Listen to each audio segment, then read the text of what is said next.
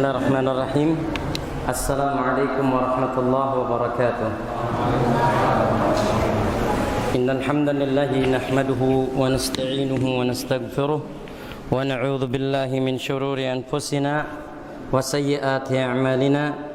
May yahdihillahu fala mudilla lahu wa may yudlil fala hadiya lahu. Asyhadu an la ilaha illallah wahdahu la syarika lahu wa asyhadu anna Muhammadan abduhu wa rasuluhu la nabiyya ba'dah. Nusalli wa nusallim ala habibina Mustafa Muhammadin sallallahu alaihi wasallam wa ala alihi wa ashabihi wa man tabi'ahum bi ihsanin ila yaumil qiyamah wa ba'd. Sebelumnya mohon maaf anak kelupaan ya. Karena tadi jam 4 tadi ini buka PDF-nya kok kayak gini sih? Ini gimana ini? Iya. Internetnya matiin dulu.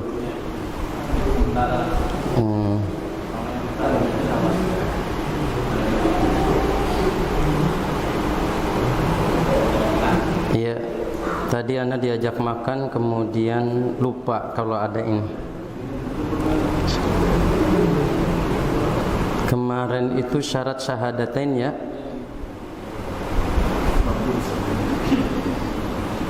Kita sudah masuk kepada syarat kedua dari 7 syarat diterimanya apa tadi? La ilaha illallah.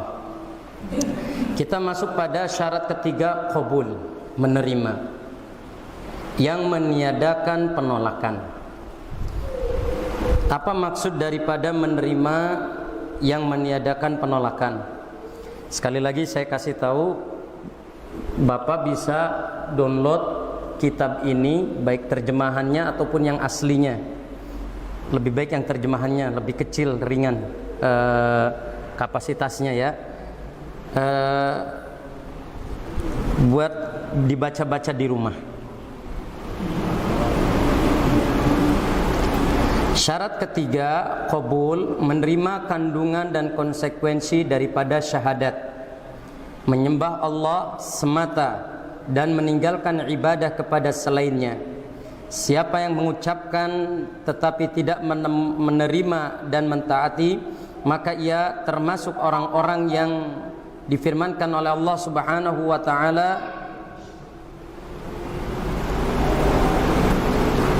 sesungguhnya mereka dahulu apabila dikatakan kepada mereka la ilaha illallah, dan mereka berkata, apakah sesungguhnya kami harus meninggalkan sesembahan kami karena seorang penyair yang gila. Ya, ini berarti bentuk penolakan. Saudaraku seiman yang semoga Allah muliakan, maksud daripada penolakan ini yaitu penolakan secara makna. Penolakan secara harfiah untuk kaum muslimin saat ini mereka menerima, tapi secara makna belum tentu mereka menerima. Di mana ketika mereka disebutkan hanya kepada Allah saja kalian menyembah, hanya syariat Allah yang kalian pegang, justru mereka melawan syariat Allah dengan akal pikiran mereka. Justru mereka menolak apa yang ditetapkan oleh Allah dari perkara-perkara yang terlarang, yang menyebabkan seseorang itu jatuh kepada unsur kesyirikan. Mereka tolak secara tidak langsung ataupun secara langsung. Satu contoh,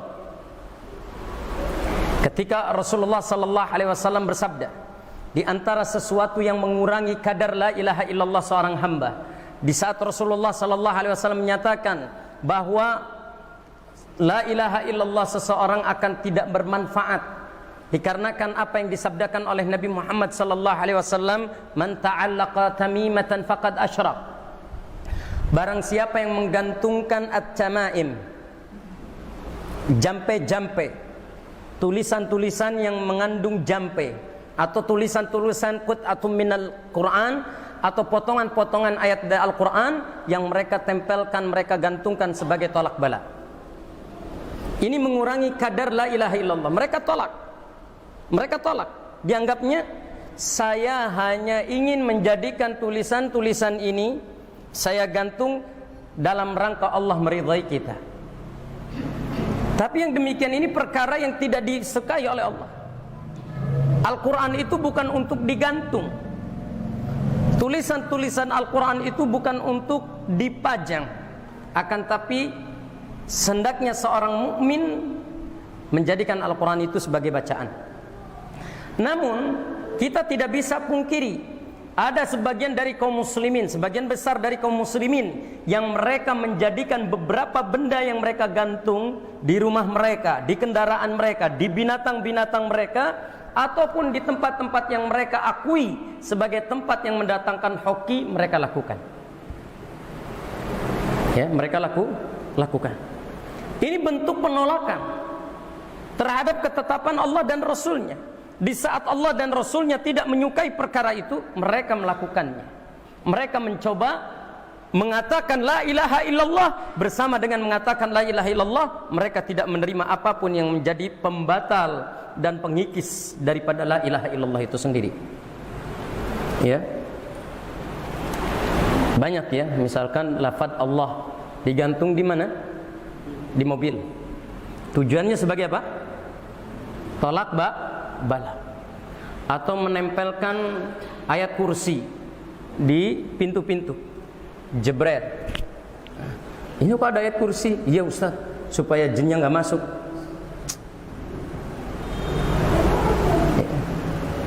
Ini salah. Ini mengurangi atau mengikis la ilaha illallah yang ada di dalam diri kita, secara tidak langsung kita menolaknya. Ini banyak. Ya. Kemudian penolakan itu tidak hanya dari sisi maknanya, tapi dari sisi la ilaha illallah, arti daripada zat daripada arti la ilaha illallah sendiri mereka ingkari. Satu contoh ya, mereka lebih menolak seseorang berkata insya Allah dibandingkan berkata pasti. Ini menunjukkan bahwa dia telah mengingkari Allah secara tidak langsung.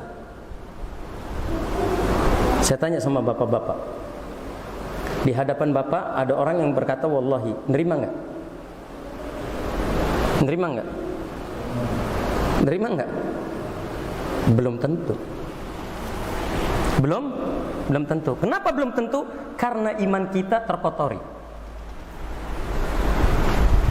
Akidah kita belum mantap. Ustaz kan dia bohong, urusan dia dengan Allah.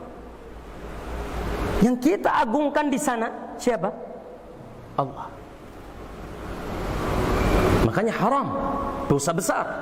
Ada orang yang menyatakan kepada saudaranya, wallahi antum harus datang ke rumah anak pengen dikunjungi sama antum. Kemudian orang tadi setelah bersumpah wallahi, kemudian antum gak datang, itu berarti antum telah melakukan apa? Kemaksiatan kepada Allah.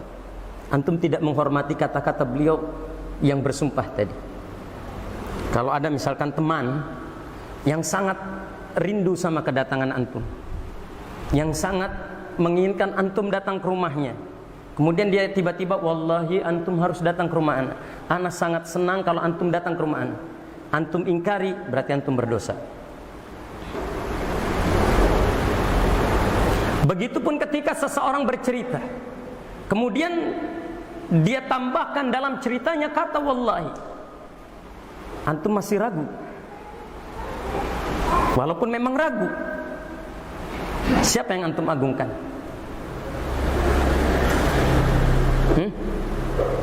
Nah, ini bentuk salah satu hal yang kita kadang tauhid kita itu belum matang.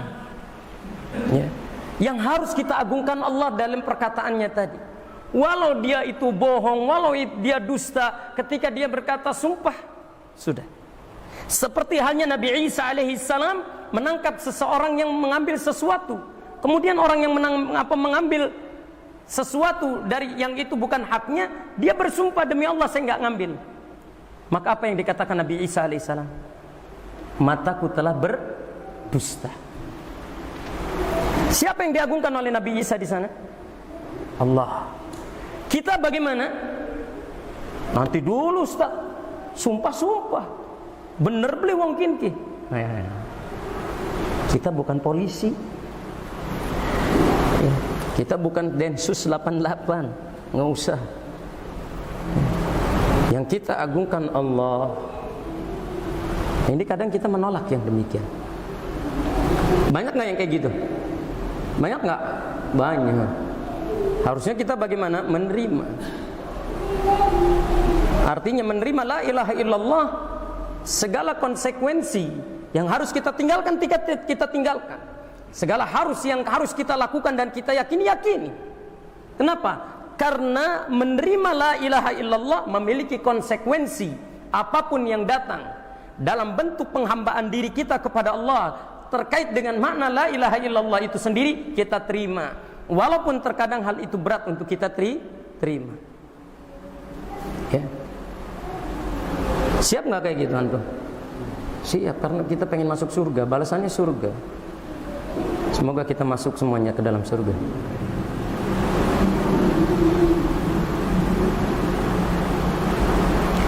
Kemudian syarat yang ketiga, tunduk. Apa bedanya tunduk sama menerima? Tunduk itu bentuk daripada, buah daripada penerimaan. Karena banyak orang yang gak nerima, dia tidak akan tunduk. Ya. Ustaz, ada yang tunduk, tapi terpaksa tetap dianggap menerima, walau dalam keadaan terpaksa. Iya kan? Tunduk dan patuh dengan kandungan makna syahadat.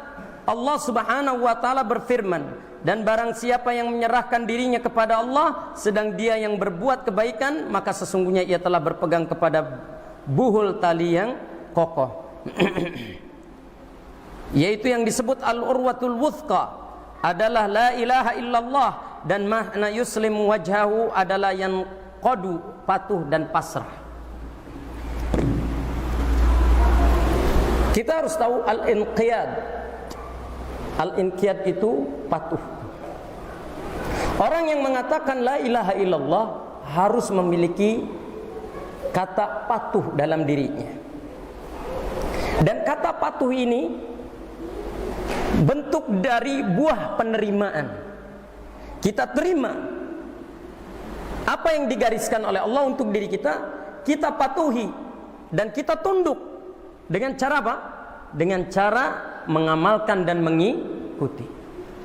Bukti adanya ketundukan adalah mengamalkan. Bukti adanya ketundukan adalah nurut. Coba antum punya istri, diomongin ngeyel, berarti dia nurut nggak? Nggak nurut. Tunduk nggak sama antum? Enggak, orang masih ngeyel, ya kan? Nggak tunduk. Sekarang banyak gak kaum muslimin yang di hadapan la ilaha illallah mereka ngeyel? Banyak gak? Banyak.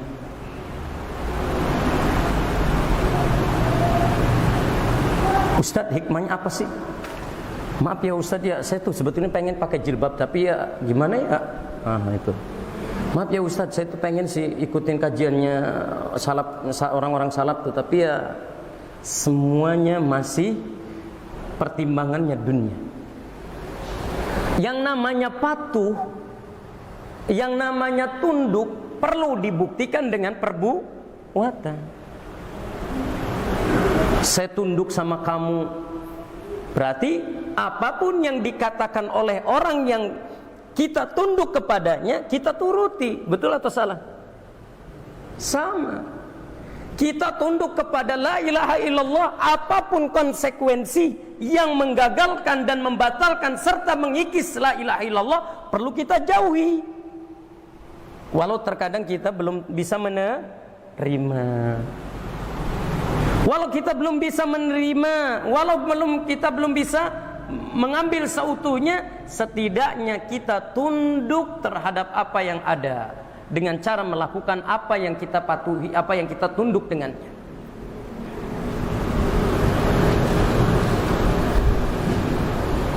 Paham tidak?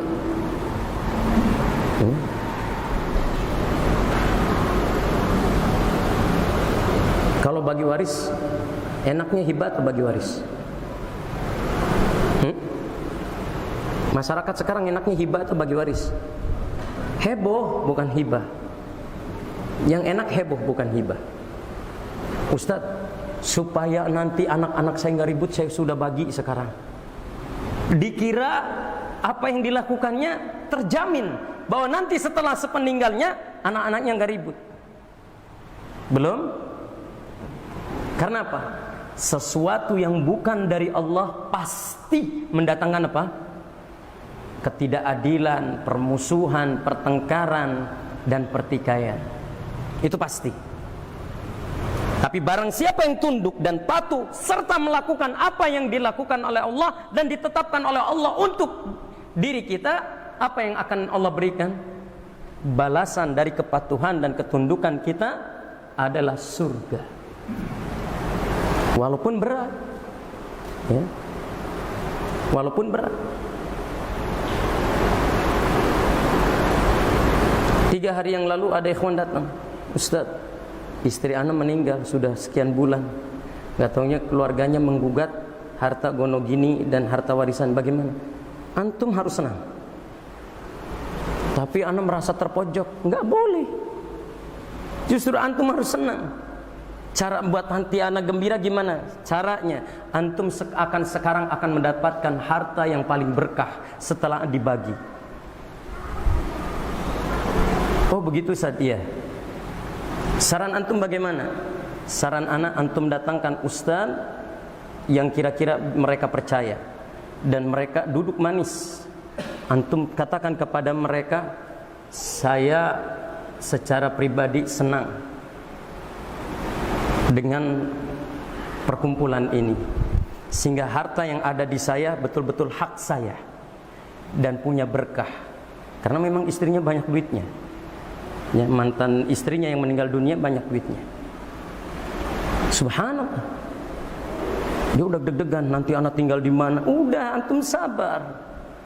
Ustaz, tahu boleh bocorannya enggak Ustaz? Kira-kira anak dapat berapa bagian? Gitu. Anak katakan antum dapat setengah. Oh iya, dapat setengah Ustaz. Iya. Baru dia rada senang. Dan ternyata setelah dibuka benar-benar dia dapat setengah, dia senang. Ustaz, subuh ini anak mau datang ke antum, mau ngobrol, mau ngopi bareng sama antum. Besoknya itu, subhanallah. Apa yang antum dapatkan dari anak? Lega Ustaz. Sebelumnya anak takut, anak merasa diri anak dihina, anak merasa diri anak dilecehkan dengan cara-cara seperti ini. Tapi ketika antum menerima apa yang Allah telah gariskan, akan banyak keberkahan yang antum dapatkan. Iya Ustaz, alhamdulillah, anak dapat banyak. Mobil, rumah jadi milik anak. Ya alhamdulillah. Kan gitu. Balik, enggak ke mertua lagi. Kan gitu. Subhanallah. Ini nih. Ini baru kejadian 3 hari yang lalu. Ini menunjukkan bahwa ketundukan kita dan kepatuhan kita sebagai bukti iman kita. Kalau kita nggak tunduk, nggak akan ada kepatuhan. Kalau kita tidak tunduk, tidak akan ada perbuatan. Justru perbuatan dengan adanya kepatuhan menunjukkan kita itu tunduk. Ya kan? Betul, harus seperti itu. Anak pernah lagi lari ke Bukit Sofa dan Marwa. Ada seorang ibu-ibu yang sangat sok tahu, mentang-mentang sudah berhaji. Saya katakan, Bu, hitungan 1 putaran itu seperti ini. Enggak, anak pernah haji. Hitungannya gini, lawan. Ya sudah, saya tinggal kamu. Saya nggak mau tinggal kamu. Saya nggak mau ngebimbing kamu. Masih banyak yang mau dibimbing sama saya. Ditinggal sama saya. Dia keder. Yang lainnya ngikutin saya. Yang lainnya, pembimbing yang lainnya pun mengiyakan apa yang dikatakan oleh saya. Ngeyel ibu itu. Ngeyelnya setengah mati. Akhirnya terserah. Di situ letak apa? Letak ketundukan kita terhadap syariat Allah. Dia bantah dengan akal pikiran kita. Apa akal pikirannya? Ya kan namanya satu putaran tuh ya ini. Satu hitungan tuh ya ini. Dari sini satu hitungan, dari ini satu hitungan, bukan ya terserah. Saya bilang jumlahnya akan sekian, kamu mau jumlahnya berapa terserah. Tapi deketin terus, nanya lagi. Tapi Ustaz, wis menang.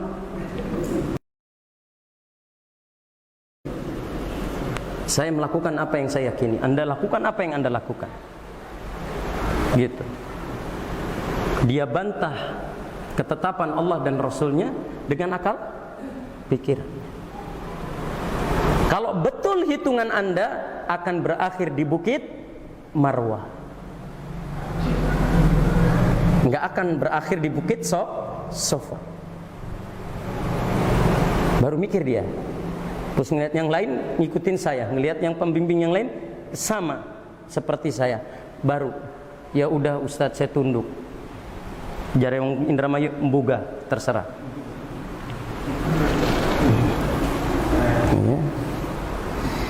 Ketundukan terhadap la ilaha illallah itu butuh apa? Butuh apa? Penerimaan. Dan penerimaan itu dua perkara yang harus kita hadapi. Nerima dengan adanya keyakinan yang penuh, nerima dengan adanya keraguan. Maka lihat syarat sebelumnya adalah ya yakin. Kalau keyakinan kita terhadap la ilaha illallah sempurna, apapun yang ditetapkan oleh Allah pasti kita terima dengan baik. Dan kita patuh dengan apa yang ditetapkan oleh Allah di dalam apa yang digariskan tersebut. Kenapa kita tidak menerima? Karena keyakinan kita terhadap apa yang dikatakan oleh Allah, apa yang digariskan oleh Allah, kita menolaknya dengan akal pikiran kita dan perasaan kita, seolah-olah apa yang ada di dalam pikiran kita jauh lebih benar dengan apa yang ditetapkan oleh Allah. Begitu. Bisa dipahami nih. Jadi wajib kita menerima dan patuh. Nah, jadi patuh dan tunduk ini atau al-inqiyad ya bahasa ininya, al-inqiyad yaitu benar-benar kita dalam keadaan berpegang teguh kepada tali agama Allah. Nah, tali agama Allah itulah yang disebut la ilaha illallah. Wa may yakfur bit-taghuti wa yu'min billahi faqad istamsaka bil urwatil wuthqa, yaitu Islam, yaitu la ilaha illallah, yaitu apa saja yang digariskan oleh Allah itulah tali agama Allah. Sementara ketika kita meninggalkan tali agama Allah, seolah-olah kita sedang menelanjangi Islam. Oleh karenanya Umar berkata, yushiku antum qada'ural islam urwatan idza nasha'a fil islami man la ya'riful jahiliyah.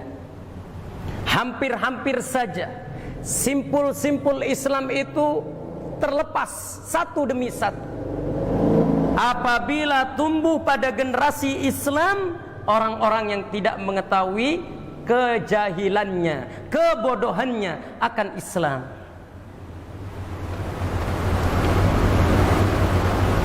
Banyak gak orang yang jahil tentang Islam?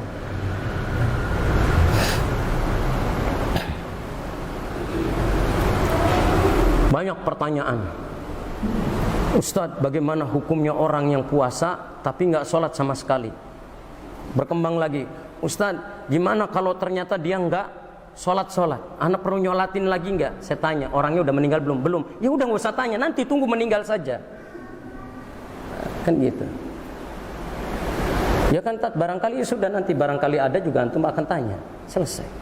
Karena barangkali ada yang meninggal, ya saya juga nanya. Barangkali nanti ada yang meninggal, antum tanya kan. Kalau belum ada nggak usah nanya. Karena kita terlalu repot pikiran kita itu. Tidak pernah menyederhanakan pikiran kita. Itulah bukti apa? Kita itu orangnya jelimet. Tidak tunduk dengan ilmu, tapi tunduk dengan perasaan dan pikiran. Tunduk dulu dengan ilmu. Nah, yang harus kita tetapkan saat ini adalah bagaimana ketundukan kita terhadap Islam, menyempurnakan keislaman kita dengan baik, sehingga hubungan kita dengan Allah itu baik. Nah itu ya, banyak sekali. Susah orang nerima syariat Allah itu susah. Ana sempat nanya, putri Ana sempat nanya ke Ana, Abi, kenapa Abi melarang Teteh untuk kuliah di luar kota? Kan Teteh aman berada di kos-kosan. Saya katakan, kamu aman tapi azab Allah belum tentu aman. Saya katakan ke ke anak saya seperti itu. Kok bisa? Iya. Kamu di kos-kosan. Bisa nggak laki-laki datang ke rumah kamu? Apa ke kos-kosan kamu? Bisa. Bisa nggak laki-laki nyamperin kamu? Bisa. Berarti kamu tidak aman. Terus harus kuliah di mana Teteh? Di Cirebon. Kan Teteh pengen sama yang lain? Nggak peduli urusan titel. Kamu kuliah di Cirebon, saya akan biayai. Tapi kuliah yang gratis tapi di luar Cirebon, nggak saya biayai. Kecuali ada jaminan dari universitas itu tertutup dan tidak ada ruang gerak untuk perempuan keluar ataupun laki-laki masuk ke dalam. Selesai. Tapi banyak Bi yang cadaran begitu, nggak perlu. Saya lihat mereka yang bercadar. Yang saya perlu ketundukan terhadap syariat Islam. Akhirnya menarik lirik, berusaha lobi sana lobi sini, sampai ibu saya datang. Mungkin kalau ibu yang ngomong saya akan tunduk. Saya cukup sama ngomong, Mah, kalau Mama ngusulin berarti Mama harus ngebiayain, kan nanti pusing juga. Kayak gitu. Ya nggak tahu lah, itu kata anak kamu, ya sudah, biar urusan saya dengan anak saya. Nah itu karena tadi banyak persoalan yang mereka selesaikan dengan cara berpikir mereka, tapi tidak berpikir dengan cara Islam. Mungkin mereka berasa supaya belajar agama, ya kalau aman terjaga dari laki-laki, dari ikhtilat, dari tidak saling kontak laki-laki dan perempuan, saya jamin. Tapi itu kan lembaga Islam. Walaupun lembaga Islam namanya ebleng-ebleng Islamnya banyak, kalau anti tidak terjamin dari hubungan laki-laki, tidak akan pernah saya setuju. Selesai urusan. Ini karena apa? Penerimaan itu susah. Menerima itu susah, belum pada pokok tunduk kita. Nerima aja susah. Makanya ayat yang ada di dalam banyak surat ceritanya tentang siapa?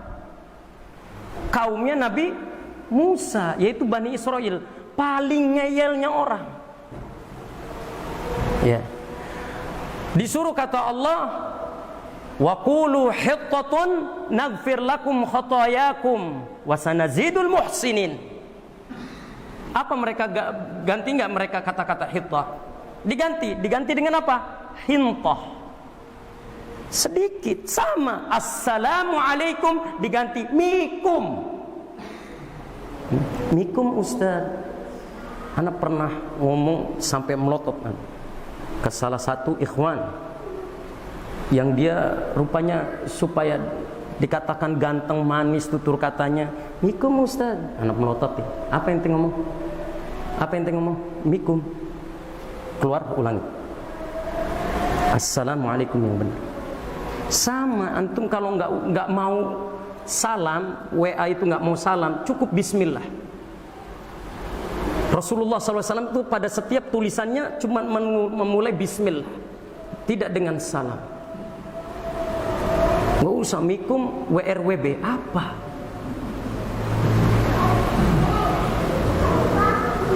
Kita terkena ayat ya akhi, atastabdiluna alladhi huwa adna billadhi huwa khair. Kalau nggak salam udah bismillah cukup. Ya.